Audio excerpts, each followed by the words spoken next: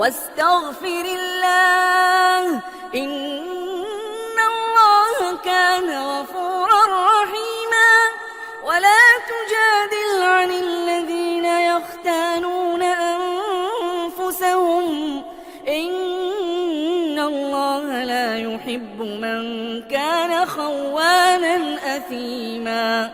يستخفون من الناس ولا يستخفون من الله وهو معهم إذ يبيتون ما لا يرضى من القول وكان الله بما يعملون محيطا. ها أنتم هؤلاء جادلتم عنهم في الحياة الدنيا فمن يجادل الله عنهم يوم القيامة أم من يكون عليهم وكيلا.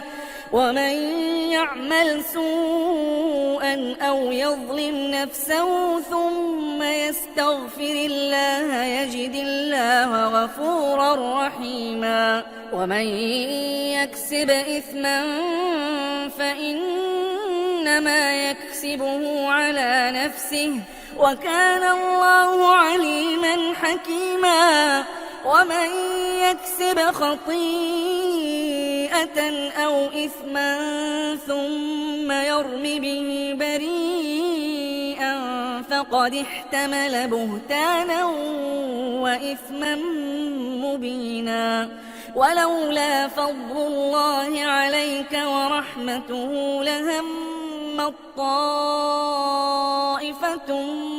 منهم أن يضلوك وما يضلون إلا أنفسهم وما يضرونك من شيء. وأنزل الله عليك الكتاب والحكمة وعلمك ما لم تكن تعلم وكان فضل الله عليك عظيما.